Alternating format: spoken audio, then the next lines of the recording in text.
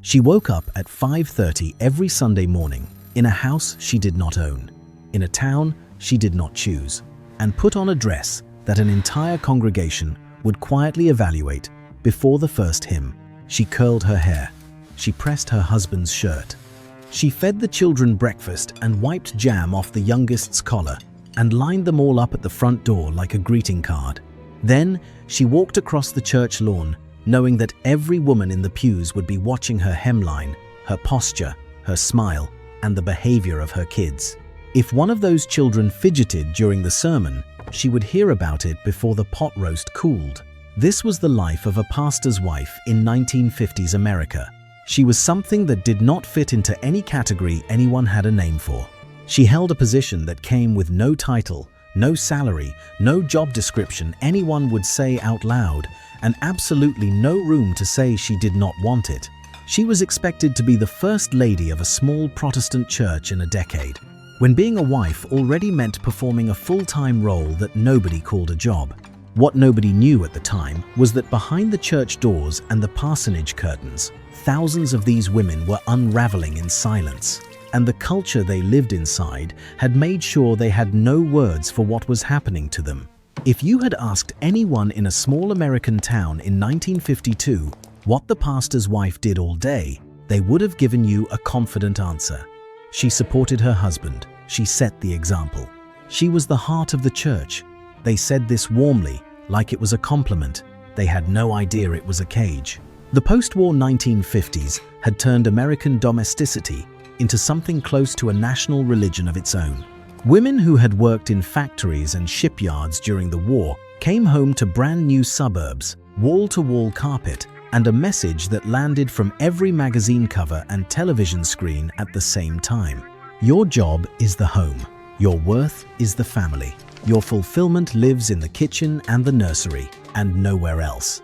The suburban housewife became the ideal American woman. She baked her own bread. She sewed clothes for her children. She changed the bedsheets twice a week instead of once. She kept the washing machine and the dryer running all day.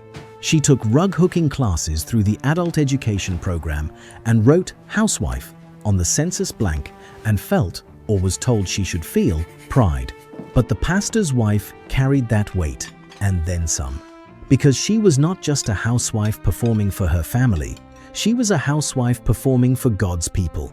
And God's people were always watching. The first thing a pastor's wife learned when she arrived in a new town was that the parsonage, the house the church provided, did not belong to her. It belonged to the church. The furniture sometimes came with it. The wallpaper had been picked by a committee. The yard was supposed to look a certain way because it sat next to the church building and represented the congregation to every passing car and every visiting stranger. If the hedges grew too tall or the paint started to chip, it reflected poorly not on her but on the entire body of believers. The parsonage was supposed to advertise to the world how much the church loved and respected its pastor. The woman inside it was supposed to make that advertisement believable. This arrangement sounds manageable until you understand what it meant day to day. Congregation members, particularly church officers, sometimes had keys to the parsonage. They let themselves in. People dropped by unannounced at breakfast, during nap time on a Saturday night. One pastor's family, documented by the National Association of Free Will Baptists, arrived at their new parsonage only to find church members already inside, giving relatives a tour of the house, while the pastor's belongings were still on the moving truck. Another pastor's wife, documented by a Reformed Church in America report, stepped out of her shower in a towel and found a strange man sitting in her living room, waiting to have coffee with her husband. He had walked in without knocking. When she screamed, his response was that maybe she should lock her door. Nobody saw a problem with this. Nobody called it an invasion of privacy, and the pastor's wife was expected to receive all of it with grace. Every unannounced knock on the door, every committee member who felt the drapes should be different, every Sunday morning when she walked through the sanctuary, knowing that her appearance, from her hat to her shoes, was being evaluated as a reflection of her faith. Think about that for a second. A woman's hemline was treated as a spiritual metric. The unwritten job description was long and detailed, and yet no one ever handed it to her on paper. She was expected to play the piano or organ on Sundays, or at least be willing to learn. She was expected to organize the women's Bible study. She was expected to manage the church kitchen, host visiting missionaries in her home, prepare food for funerals and potlucks, and holiday dinners and fellowship meetings and baby showers. She was expected to attend every single church function, every Wednesday night service, every committee meeting, every seasonal banquet, not because she wanted to, but because her absence would be noticed, discussed, and interpreted as a sign that something was wrong. One survey of pastors' wives, collected across denominations and published on Goodreads by a church leadership researcher, listed the expectations in plain terms. She should know everything happening in the church. She should receive messages on behalf of her husband from church members after worship services, sometimes as many as 11 messages handed to her after a single Sunday. She should function, essentially, as an unpaid employee of the church. Some were expected to lead the children's ministry. Others were expected to run the youth group. Many were expected to counsel the women of the congregation through marital struggles, grief, illness, pregnancy, doubt, and loss. All of this without a paycheck. All of it under constant observation. You would think someone would have said something. Nobody did. And her children were not exempt from the performance. Pastors' kids were expected to sit still, speak politely, never run in the hallways, never talk back, never cry too loudly, and never, under any circumstances, embarrass the family in public. One pastor's wife reported that a church member confronted her and her husband about their children misbehaving shortly after the family arrived at a new congregation. The offense was running inside the church building after a worship service. That was it. Children running. The way children run when a service is finally over and their bodies have been still for an hour. That was enough for a formal complaint. The expectations even followed her to the grocery store. One woman, married to a pastor in a rural congregation, was spotted at the local market without makeup on. A church member brought it up to her directly. She was told, in so many words, that a pastor's wife should always be presentable when she left the house. Not clean, not dressed, presentable, full makeup, hair done, ready to represent the church at a moment's notice, even while buying eggs. The daily routine had a rhythm to it, and from the outside, it could almost pass for normal domestic life. She rose before the sun most mornings. She dressed carefully, because there was always a chance that a deacon's wife or a Sunday school teacher would stop by the parsonage before noon. The house had to be clean, not regular clean, but visitor clean, because the living room doubled as a meeting space and the kitchen doubled as a staging area for church events. She mopped the floors and polished the surfaces and kept fresh flowers on the table, the way a hotel keeps fresh towels in the lobby. It was not vanity, it was survival. She tended the children, prepared meals for her family and frequently for guests, attended committee meetings during the day and prayer meetings at night, led women's Bible study groups, organized bake sales and clothing drives for the mission fund, sewed costumes for the Christmas pageant, coordinated volunteer schedules for Vacation Bible School, picked up donated goods for the church food pantry, arranged flowers for the altar, typed the Sunday bulletin when the church secretary was sick, and wrote thank you notes on behalf of her husband to every donor, every visitor, every family that brought a casserole after someone's funeral. She did not have an assistant. She did not have a budget. She had a kitchen, a typewriter, and the understanding that all of this was simply part of being married to a man of God. Monday through Saturday, her calendar was someone else's property. On paper, her days looked like the schedule of any ambitious suburban housewife of the era. The difference was that she could never scale back. She could never take a week off. She could never quit. A regular housewife in 1955, overwhelmed by her routine, could theoretically pull back. She could skip the PTA meeting. She could let the house get a little messy for a week.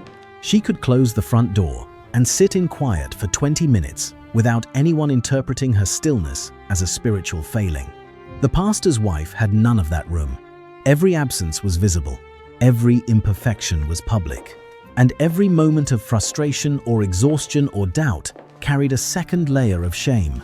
Because struggling in this role did not just mean she was tired, it meant her faith was not strong enough. The emotional labor was the part nobody talked about, because in 1955, nobody had a phrase for emotional labor yet. The concept did not exist in the vocabulary of the era. But the work was real, and it was relentless. Church members came to her with problems they could not or would not take to the pastor directly. Women confided in her about troubled marriages, difficult pregnancies, wayward children, dying parents, crises of faith so deep they could never voice them from the pew on Sunday morning. She listened in living rooms and parsonage kitchens and parking lots after services. She held those stories. She carried them home in the afternoon and sat with them at the kitchen table while her own children ate dinner. And then she could not repeat any of it to a single living soul, because pastoral confidentiality extended to her automatically, whether she signed up for it or not. She knew who in the congregation was getting divorced before the rest of the church did. She knew whose husband drank too much. She knew which families were in financial ruin, which marriages were on the edge, which teenagers were in trouble, and she carried all of it alone. She could not share these burdens with her friends in the congregation, because anything she said might circle back and destroy someone's reputation. She could not confide in her mother or sister, who lived in a different town and did not understand the peculiar gravity of a parsonage kitchen.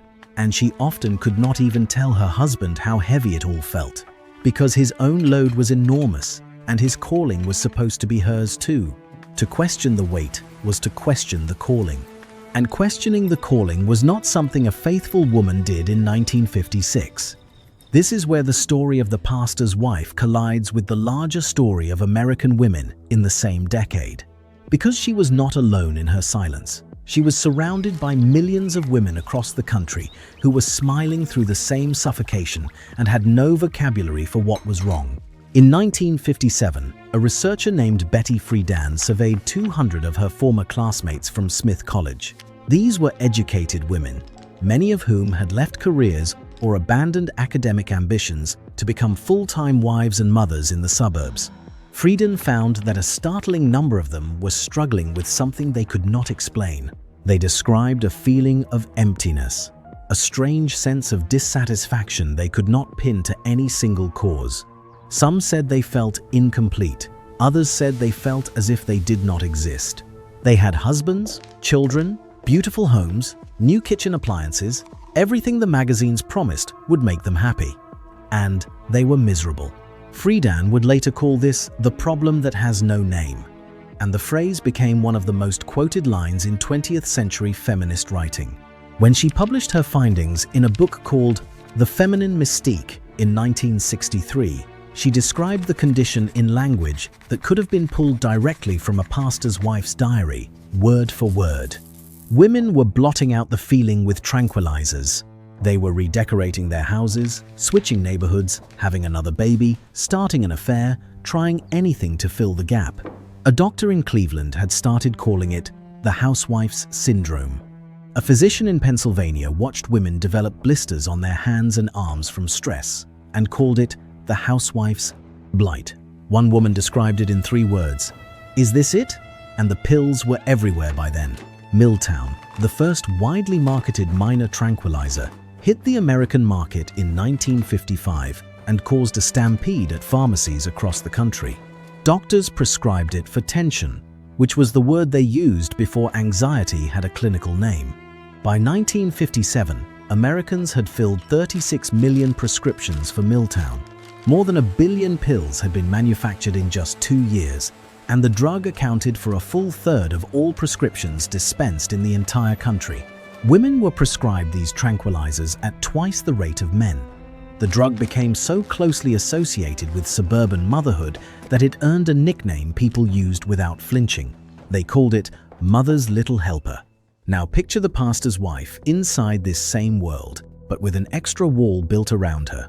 The average housewife in 1957 could, at least in theory, admit to a neighbor over coffee that she was bored or tired or frustrated. The admission might have been met with judgment, but the words could leave her mouth. For the pastor's wife, even that narrow outlet was sealed shut. Her emotional state was a direct reflection of her husband's ministry. If she was unhappy, it suggested something was wrong with the church. If she was struggling, it meant the pastor's household was not in order. And a pastor whose household was not in order could lose his position, his parsonage, and his livelihood. So she performed. She smiled on Sundays. She led the hymns or turned the pages for whoever was playing them. She poured the coffee at the women's fellowship meeting and asked about everyone else's families and never said a word about her own feelings.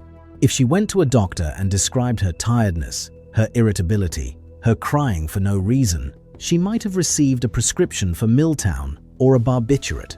Or she might have been told to pray more, read her Bible more, trust God more. Either way, the message was identical. The problem is inside you. Fix it quietly. The isolation was structural, not accidental. Pastors moved frequently in this era, especially in smaller denominations and rural circuits. A new call from a new church in a new state meant packing up the parsonage, pulling the children out of school, leaving behind whatever friendships the wife had managed to build over 2 or 3 or 5 years, and starting over from scratch in a town where she knew no one and no one knew her. Except they did know her. They knew her title. They knew what she was supposed to be. She would arrive and spend the first weeks being introduced, evaluated, and measured against the ghost of the last pastor's wife. That woman's lemon bars were better. Her piano playing was stronger. Her children were more obedient. Her house was always open and she never seemed tired. The new pastor's wife had a lot to live up to, and no one thought it was strange to say so directly to her face during the welcome luncheon. She was a replacement in a role that nobody would call a role, filling a position that nobody would call a position, performing labor that nobody would call labor, and the social math of her life made deep friendship nearly impossible. She could not form truly close bonds within the congregation because she occupied a space that was apart from them in ways that neither side could fully name. She knew things they did not know. She held secrets that could rearrange families. She was close to every person in the room and genuinely intimate with none of them. The loneliness was not a side effect of the job. It was built into the foundation. None of this was framed as sacrifice. It was framed as privilege. The culture of post-war American evangelicalism told the pastor's wife she was blessed. She had a godly husband. She had a meaningful purpose. She had a home provided for her and a community built in a circle around her. To push back against any of it, even privately, even inside the silence of her own mind, was to reject the blessing. And rejecting a blessing from God was not a complaint, it was a sin. By the late 1950s and into the early 1960s, seminaries had begun developing formal programs to train pastors' wives for the role. Think about that. Entire courses, built from scratch, designed to teach women how to be married to ministers. The fact that such programs had to exist tells you everything about how demanding and consuming the position had become. It was no longer assumed that a woman would naturally figure out the role just by loving her husband and attending church.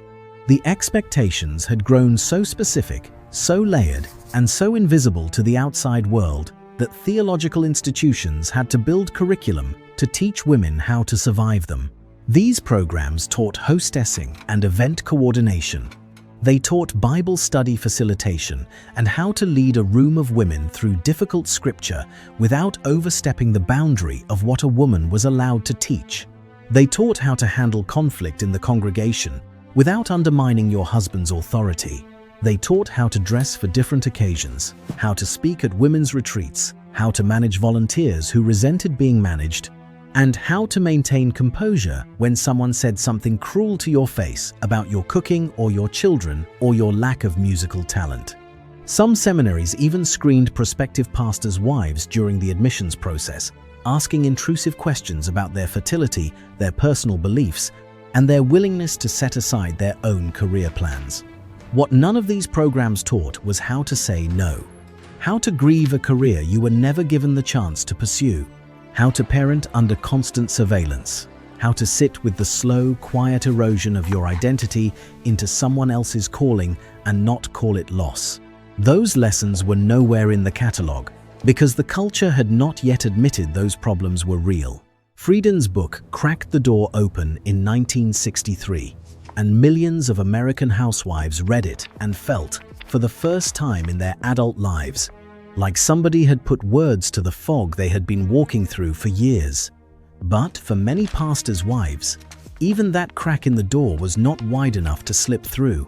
The feminine mystique gave suburban women a vocabulary for their anguish, and it spread across the country with the force of something that had been waiting a long time to be said. But the pastor's wife existed in a tighter, more enclosed world than the average suburban homemaker, and the feminist movement that grew out of Friedan's work would be framed by evangelical leaders and denominational officials as a direct attack on biblical order. By 1973, a Southern Baptist Convention pastor's wife publicly called the women's liberation movement a great attack on scriptural principles. This was the atmosphere.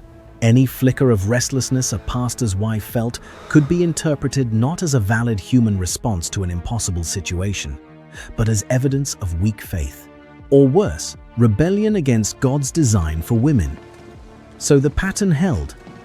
She kept the house clean, she kept the schedule full, she kept the smile in place at every service and every potluck and every Wednesday night prayer meeting. She absorbed the emotional weight of an entire congregation, raised her children under public scrutiny, managed a household that did not belong to her, and counseled women through their darkest hours without anyone offering to do the same for her. Historian Beth Allison Barr, herself a pastor's wife for 25 years and a medieval history professor at Baylor University, spent her academic career tracing how this role was built. Her research landed in a book that became a New York Times bestseller, and her core finding was blunt. The position of pastor's wife is not biblical. There is no scripture that defines her duties. No verse assigns her to the piano bench, or the church kitchen, or the head of the women's Bible study. The entire construct was cultural, assembled layer by layer across centuries of Protestant tradition, and accelerating sharply in the post-war decades as women were steadily pushed out of ordained ministry and funneled into the supporting role of the minister's spouse. Marriage replaced ordination. The wedding ring replaced the clerical collar. The game was real, and Barr did not deny it. Pastors' wives shaped worship services, taught theology to other women, counseled the hurting, organized missions work, and held quiet influence over entire congregations for generations. But the cost was real too, and it compounded over time. They lost independent leadership opportunities that had existed for women throughout most of Christian history. They lost the right to a career of their own choosing. They lost the ability to define themselves as anything other than an extension of their husband's calling. And the congregations that benefited most from their labor were the ones least likely to see it as labor at all. Today, the role has shifted in many churches. Some congregations have dropped the old expectations entirely. Others have reframed them into something more like a voluntary partnership than an obligatory performance. The parsonage model has declined. Women married to pastors in the current decade are more likely to hold their own careers, set their own boundaries, and refuse the unwritten job description that their grandmothers accepted without question.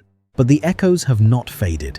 Surveys of clergy families still use the fishbowl as shorthand for the experience. Pastors' spouses still report higher rates of loneliness, burnout, and quiet resentment tied to congregational expectations they never signed up for. The glass house got bigger over the decades, but it has not come down. The real question is not why those women stayed silent for so long. It is why an entire community of people who gathered every single week to talk about grace, compassion, and love never once turned to the woman sitting in the front pew and asked her how she was actually doing. If this story sat with you, subscribe to the channel and leave a comment about what surprised you most. And if you know someone who grew up in a parsonage or married into ministry, send this their way.